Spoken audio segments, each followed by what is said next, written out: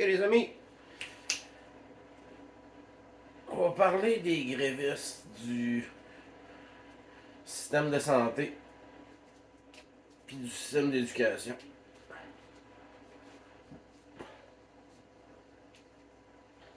Petite intro, c'était cool, hein?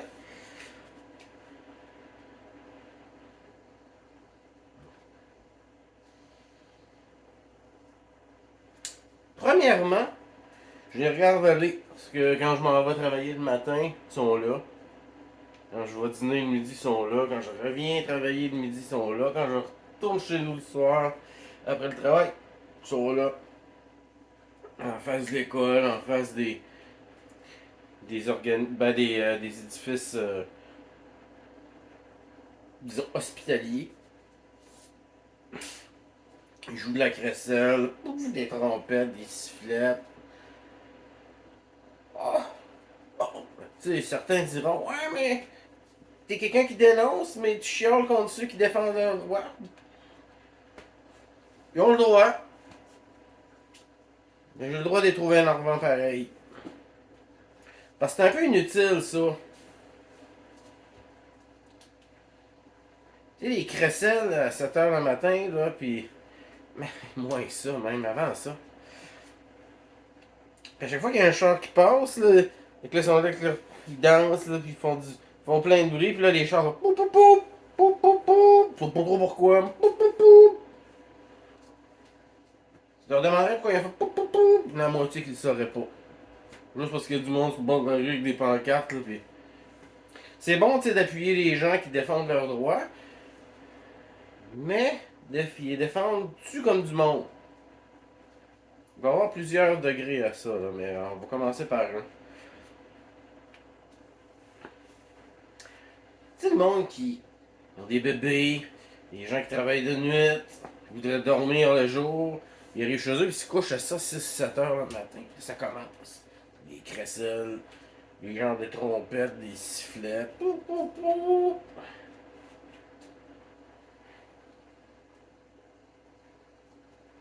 Moi, je triperais pas. Je viendrais méchant. Des plans pour sortir avec la pelle ronde.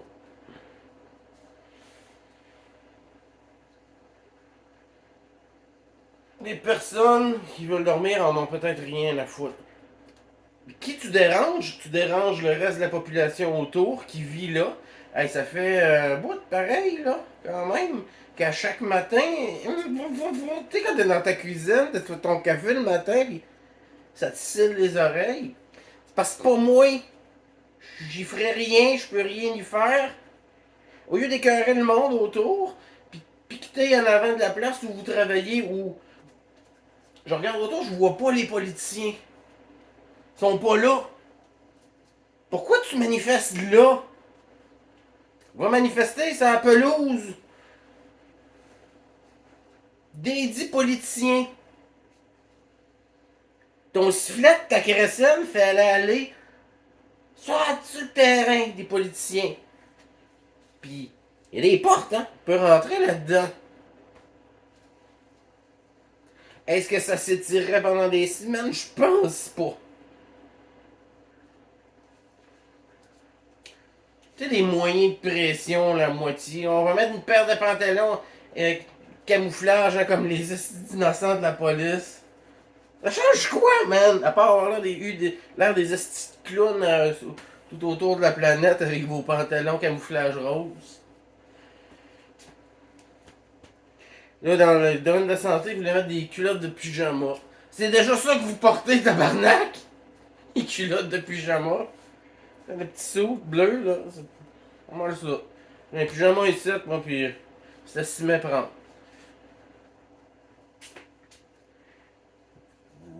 Vous manifestez à des endroits où ils vous voient pas. Il y a une caméra de télé de fois de temps en temps, de petit VIA.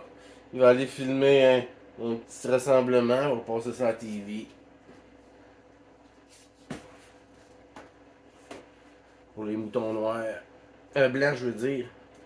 Bon, les noirs aussi, probablement. C'est beau.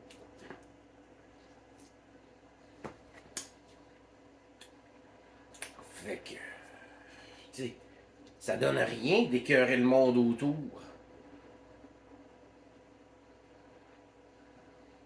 Les innocents qui pèsent sur le criard aussi à 6h30 le matin quand il y a peut-être quelqu'un qui essaye de dormir.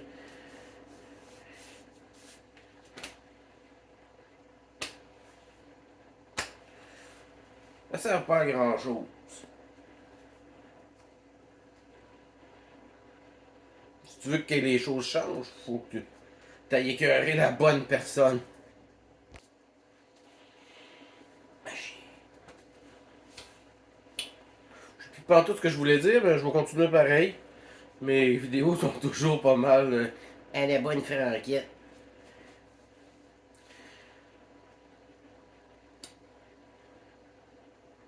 Je trippe quand les gens vont se battre pour leurs droits. Mais eux autres, ils sont là dans la rue juste parce que ça les touche. Les grévistes, c'est toujours ça, hein? C'est quand ça les touche eux autres. Tu verras jamais ce monde-là faire la grève parce qu'il y a des gens qui crèvent de faim dans la rue.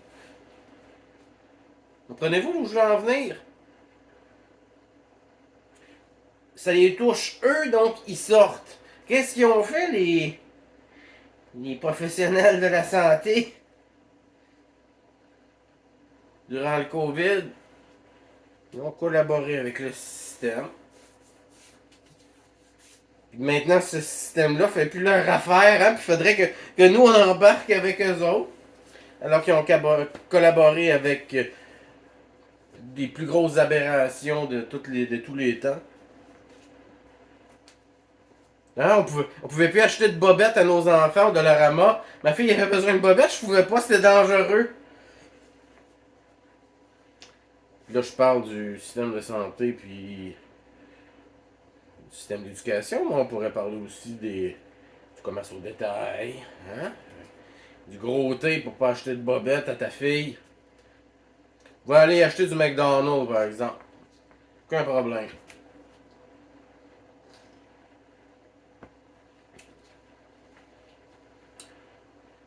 Ces gens-là auraient pu dire hey, on traite d'une façon incroyable une minorité qui est putain minoritaire maintenant. Hein, la minorité a grossi. Elle est de plus en plus dizaine, la minorité.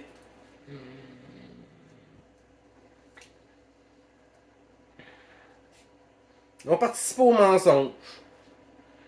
Ils n'ont pas dénoncé les salles d'attente vides, le fait que n'importe qui mourait de n'importe quoi s'était mis sur le dos du COVID.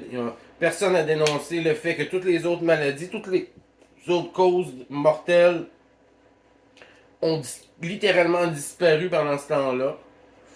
Et ainsi de suite. Et eux, maintenant, il faudrait que je pleure pour eux autres, qui ont pas pleuré pour moi pendant que je pouvais pas m'acheter à manger. J'étais obligé de demander à des amis d'aller à l'épicerie pour moi, pour pouvoir me nourrir, parce que j'avais pas le droit d'y aller.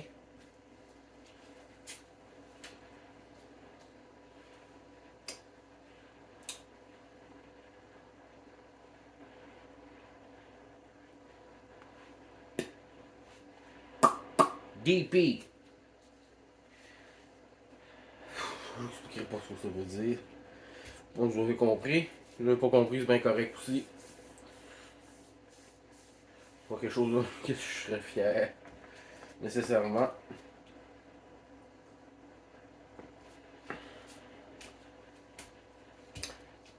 Système d'éducation aussi.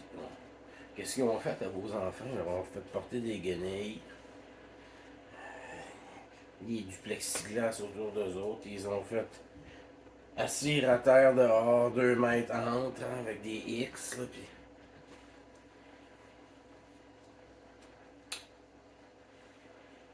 Pire que pire que pire. J'exècre tellement ces gens-là. Je vais vous expliquer pourquoi. Petit témoignage que j'ai déjà fait sur une autre vidéo. Un rapport à la primauté parentale. Je vous suggère d'aller voir d'ailleurs. Il est trop tard. Mais quand même. On n'en sait jamais trop. Moi, ma fille, mes 2 filles vont à l'école. Hein? J'en ai une. Elle a 16, mais elle avait 14 à l'époque. Il y en a une qui a 13. Il y avait 11 à l'époque. Mes filles vont à l'école, mais ils habitent pas avec moi, ils habitent à l'extérieur de Montréal. Moi, j'habite Montréal. Ils vont dans une école loin de chez moi. Hein. Et j'ai toujours été vocal avec le fait que je suis contre les vaccins, pour moi et pour les miens. Fait que j'ai toujours dit à ma fille, dans le fond, de ne pas se faire vacciner. Et ma fille, a 11 ans, autiste, s'est fait vacciner à l'école sans consentement de parents. Avant, là, pour envoyer ma fille à la piscine, fallait que je signe une dérogation. Chaque affaire qu'il faisait. Maintenant, la vaccination, c'était pas important. Fait qu'ils ont vacciné ma fille autiste de 11 ans, non-verbale, qui comprend pas pendant tout ce qui se passe. Ils m'ont vacciné de même. Sans demander ma permission, sans demander la permission de maman. Ma mère aurait été correcte avec ça. Elle n'habite plus avec moi, là, mais ma mère aurait été d'accord avec ça, mais pas moi. J'ai quand même un mot à dire. On a bypassé le papa et la maman. Mon autre fille, elle a dit à l'école à l'âge de 14 ans, mon père m'a dit n'est pas d'accord avec ça, mon père ne veut pas que je me... Qui a dit ça à ma fille? Est-ce que c'est la vaccineuse? Est-ce que c'est son professeur? Est-ce que c'est une intervenante? Mais on dit à ma fille qu'à l'âge de 14 ans, elle était assez vieille pour prendre soin d'elle-même, que son corps lui appartient. C'est fort, là. Et que son père n'a rien à dire parce que c'est son corps à elle. Et qu'à l'âge de 14 ans, elle est assez grande pour prendre le relais et s'occuper elle-même de son bien-être. On a dit ça à une enfant de 14 ans. Pire que pire. On lui a monté la tête contre son papa, qui est devenu l'ennemi tout à coup. Intéressant, n'est-ce pas? Et ça, c'est des gens avec qui vous confiez vos enfants. De la belle crise de charogne. Comment être aussi décérébré pour servir un système aussi mauvais, dégoûtant? Pan, grand crise de coups de pèleron d'en face.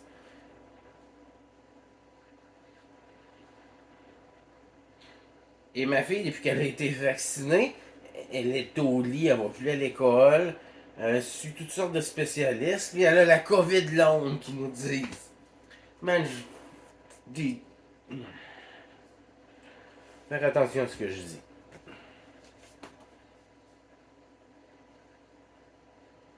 Et que les professionnels de l'éducation, je vous envoie tout à la même place que l'autre gang d'avant.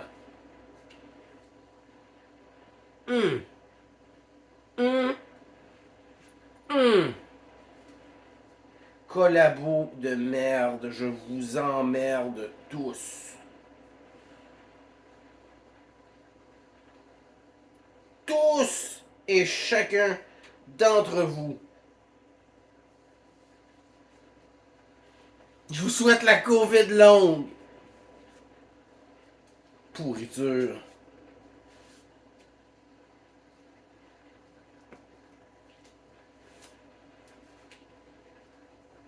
Ces gens-là, hein, ils jouent de la crécelle dehors, puis ils écœurent le monde autour parce que ça les touche eux. Moi, ce qui me touche, c'est de voir des gens dans la rue. Des gens à qui on donne un appartement, des pilules, qui boivent de l'alcool, qui savent plus ce qu'ils font, qui se promènent tout nus dans la rue, qui font peur aux grands-mamans. Moi, c'est ça qui me touche. Eux, ça les touche pas pantoute. Ils pourraient débrayer comme ça pour les sans-abri. Forcer le gouvernement à sortir les sans-abri de la rue. Les aider. Dans le monde dans lequel on vit, ça devrait pas exister. On a 7 millions de dollars pour les Kings de Los Angeles, mais on n'a pas une crise de scène pour les gens qui vont mourir dehors cet hiver.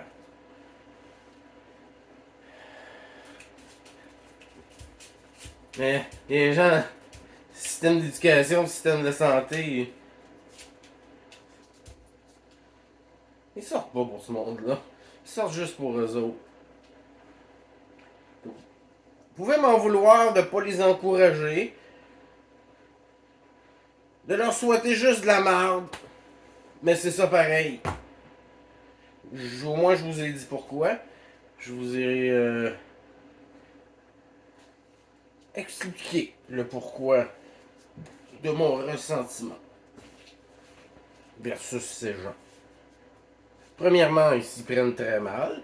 Deuxièmement, ils écœurent tout le monde autour pour absolument rien. C'est comme l'enfant à l'épicerie qui est pas content. Qui crie.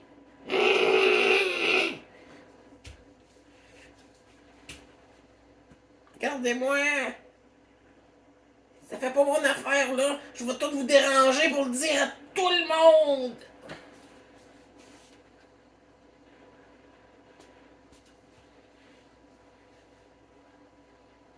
Toujours vous sortirez pour des vrais enjeux, des choses qui ne vous touchent pas directement, qui, que vous ne vous bénéficierez pas vous-même, que ce soit altruiste, je vous respecterai.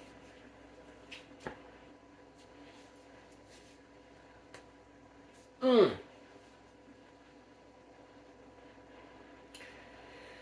Mes hommages à votre mère, sauf si c'est une infirmière.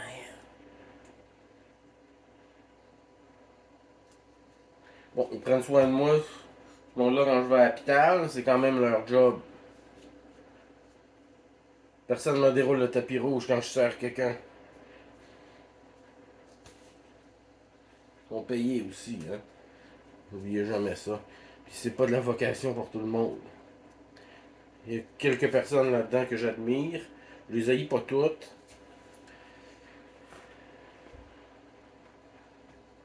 Mais chacun ses choix dans la vie. Certains diront, ouais, mais ils ont pas le choix. C'est comme TVA, c'est vous qui disent. Moi non plus, j'avais pas le choix. Je l'ai pris le choix. J'ai perdu plusieurs jobs dans tout ça.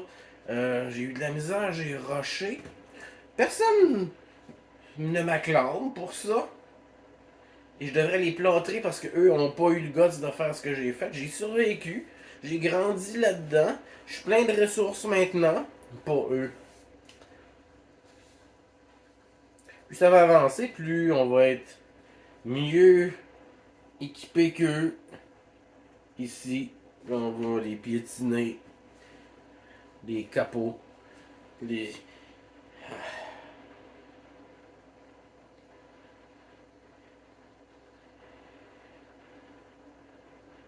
Les outils du système qui ont toujours pas compris qu'ils vont se faire jeter quand ils en auront plus besoin.